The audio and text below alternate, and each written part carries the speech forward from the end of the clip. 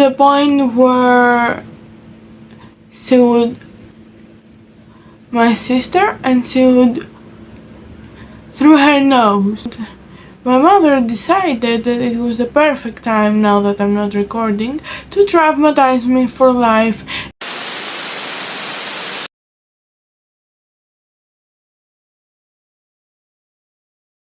Hello, welcome back to my channel, and I really want to talk about my background, my lore, if you will. So sit back, enjoy, this is going to be detailed. So, truth is, when I was little, my dad always was out of town due to his job, and my mother, she was panicking having to take care of two children. Yes, I have a sister. And so she was to the point where she would my sister and she would through her nose.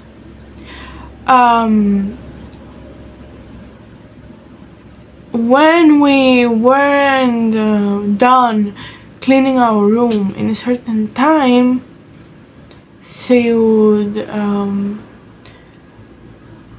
take our toys, throw them at us, and then take a huge bag and throw them away. As we got older, I used to always have a recording machine to catch them saying something or doing something so that I can show it to the police, which was very dramatic on its own. But one time I had stopped the recording, and my mother decided that it was the perfect time, now that I'm not recording, to traumatize me for life and give me lifelong battles with food. More on that later. So I wouldn't eat my steak because I'm a very picky eater due to autism. But we didn't know I had autism. Back then, so I was just a picky, bratty child. And so I wouldn't eat it, and she climbed on me. Mind you, we were on a wooden bench. She was above me. She was putting all her strength on my sensitive areas, not the private areas, the sensitive areas, where they hurt a lot. Sensitive area, for example, is this, and she would put like this, and it hurt like. She did the same to my legs. She was pulling my hair also, and with the free hand she would stab me with the fork until I opened my mouth and ate it. My dad got so angry, he got a glass and he broke it with his hand, and then he took my mother and shoved her to the balcony door. She almost fell down, but she didn't. And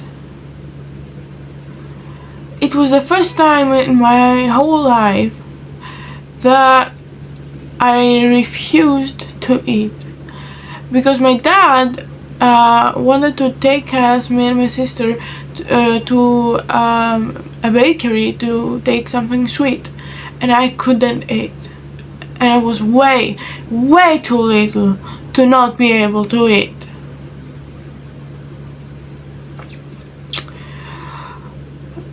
Later that developed into I don't want to say disorder eating because I'm not diagnosed with something like that, but I will say stress eating, stress not eating, and stress vomiting on purpose. So I lost a lot of weight, like you saw in my previous video, and then I gained a lot of weight due to my medication. We're gonna get there at some point. I've never been stable in my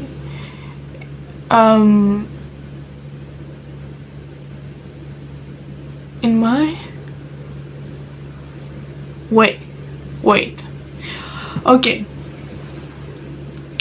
And so anyways, at the very same time, I was getting bullied. So I've been getting bullied since I first stepped foot into society. So I'm gonna analyze the kind of bullying I got until like 2 days ago, because I'm still getting bullied. So at first it was innocent. It was other kids telling me, "You're not gonna eat today," and I was like, "No, I am." "No, you're not gonna eat today." Then it developed into isolating me. It developed into avoiding sitting next to me, and I was coming home covered in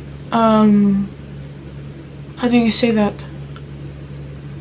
Like the purple marks. I was up and down completely filled with them. And then I went to the next school, like I think it's elementary school.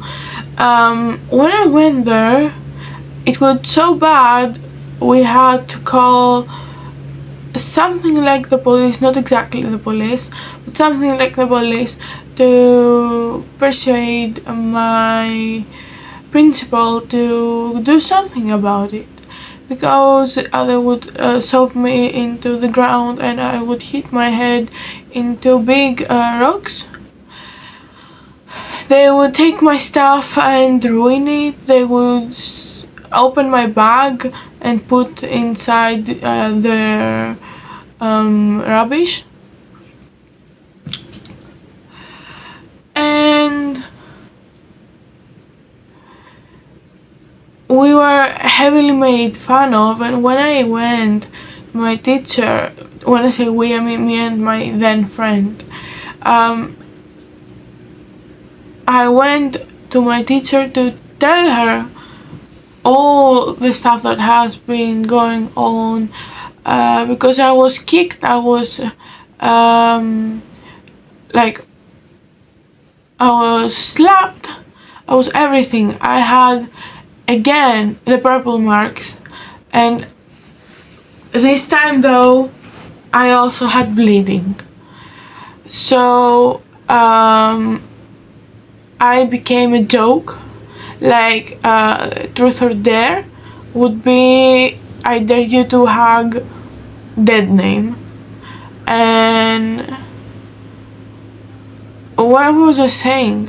Yeah, I went to the teacher and they were spying on me, and then they like took care of me, you know what I mean, for telling lies to the teacher. By the last grade of elementary school, I was daydreaming of jumping off the balcony. I had been in 2 years of therapy by that point, and I didn't jump because I was afraid that if I lived, my parents would wait, I didn't do it correctly. Me.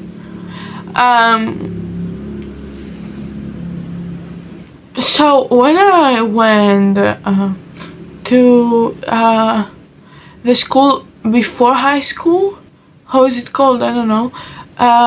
Middle school. I went to middle school, and I was surprisingly not getting bullied that much. I was again the truth or dare girl. I was the weirdo, the never talking to person. I wasn't like, I was nothing.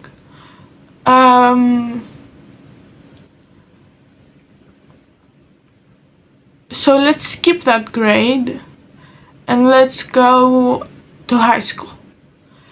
In high school, I was goth, and so people didn't like that at all, and they would take screenshots of my TikTok and they would post it on a cringe page, and they would comment underneath, people offing themselves from cringe. I was told in the group chat, which is not anonymous, as you may know, on Instagram, the school group, no, the class group chat, I was told multiple times to go and off myself. Don't remember exactly what they said, but that was the point. And it was like a long conversation.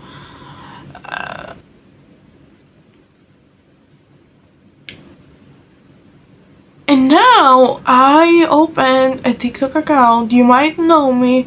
I was Squilcadera, and now the account is deactivated.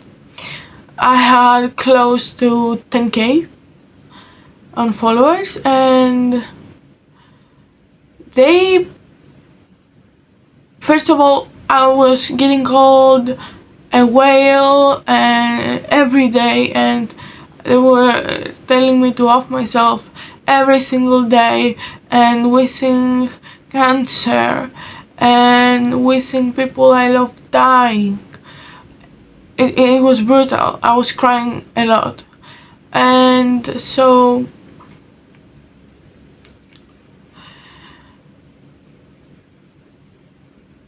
they made a group chat and they invited me, and I was like, okay, why not? So I go into the group chat on Instagram, because I had my Instagram linked on my TikTok, and they start being so ironic, like, oh my god, I love your name, it reminds me Matteo, it reminds me of Romeo, and Juliet, this is so romantic, and I love it. And she was so ironic. I might put a video, I might, but it's in Greek. And I felt humiliated, and I posted it on my TikTok, I guess to gain some sympathy. And the comments were like, she was just complimenting you. I don't understand why you always complain.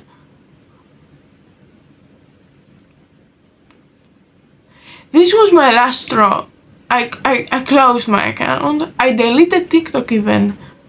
And I've been happier. Now, let's go to the chapter Friends. I didn't have a lot of friends growing up, but I did have some. Until I met a group of certain people. One of them choked me with their own hands, tried to choke me because obviously I'm alive, tried to drown me, and did grape me. She was naked from the waist and down, wearing a towel, took off the towel, got on me, started moaning, started moving her you-know-what on my you-know-what. Not a fun experience. Another friend would abuse everyone, like, the heavy bottles that are metal. She would take one with water, which made it heavier, and throw it on the head of someone who happens to be our friend. And she would also take for the washing machine, the liquid.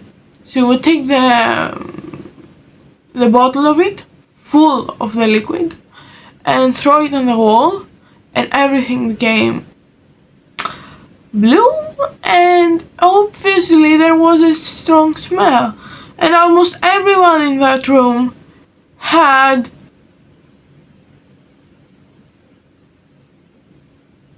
not allergies, asthma. They had asthma. They were so immature they hated us. They made rumors about us. We were heavily bullied in the summer camp. I forgot to mention all this happened at summer camp. One other time, the friend that graped me, she would pretend to be drunk just to grab my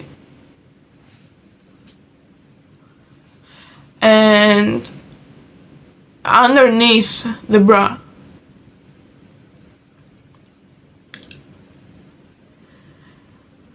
Anyway, after all of that has happened, I was extremely suicidal, to nobody's surprise. I would do stuff to myself all the time, risk my life for fun, because I didn't care if I died or lived. Which led me into an abandoned building, ready to jump. The police got me. The CAV got me. They got me into a mental hospital. This is a whole other story, but I'm not the kind of person to do a part 2. So, in the mental hospital, they would strip you down, even the underwear, and search you, even under the pad, everywhere.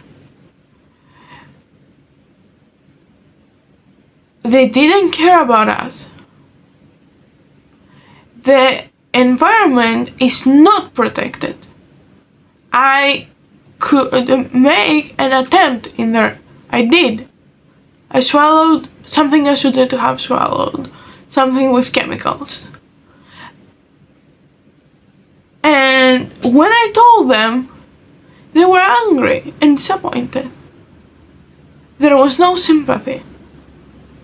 There was no empathy.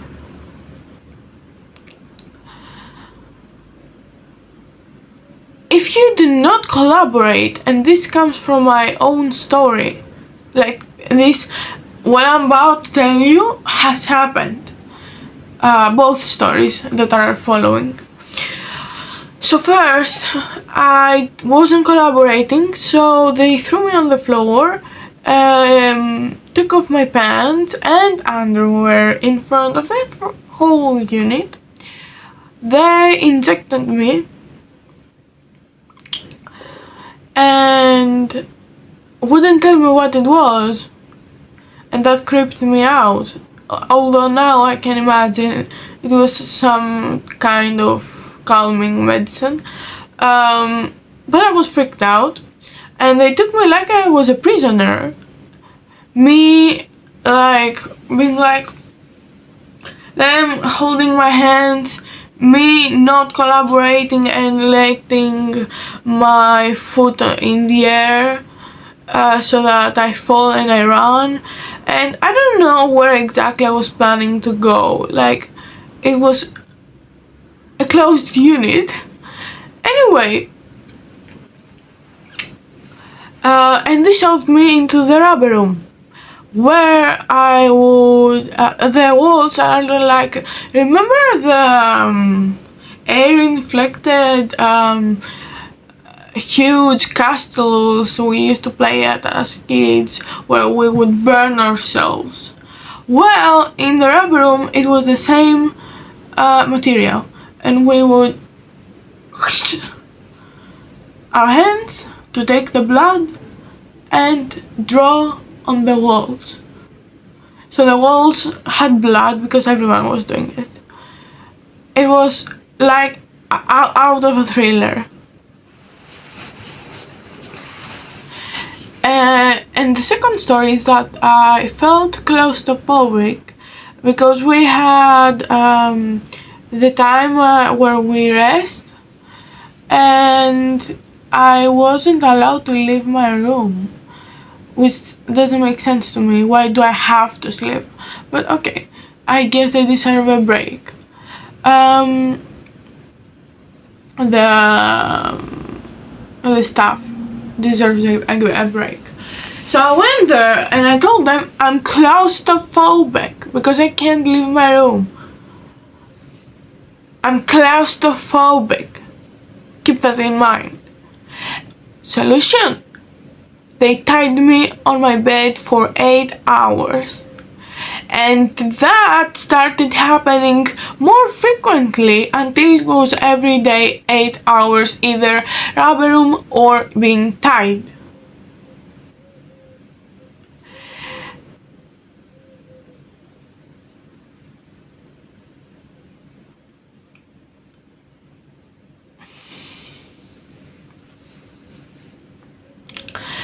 Being tied and wanting to go to the bathroom, you had two choices. Actually, it wasn't choices. It was like more like depending on their mood. You can either get released for a moment to go pee while somebody watches you, or you could pee on, the thing that looks like the thing you, oh my god, my English today is the thing you make holes in the beach. This thing, but giant, and inside, under you, and you pee and they take it out. Of course, everything became wet, and like that wasn't freaking enough, everybody got ill with diarrhea and throwing up and vomit. And so I was the one who had the worst case. The worst. To the point where I had to wear diapers. And to the point where the virus got to my heart and I developed a heart problem.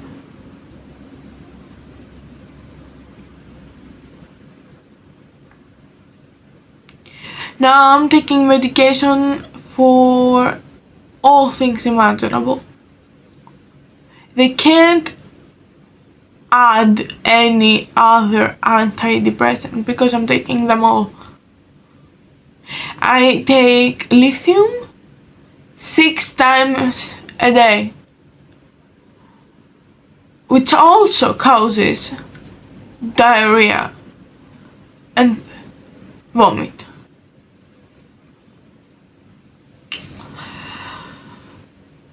I remember being next to the window and feeling the sunshine and pretending it was my mother and cry. We were so desperate to do something bad to ourselves. We would put spray deodorant, into a towel and sniff it to get high. We would get into the and see people, which has traumatized me. I went 2 times actually, 4 months altogether.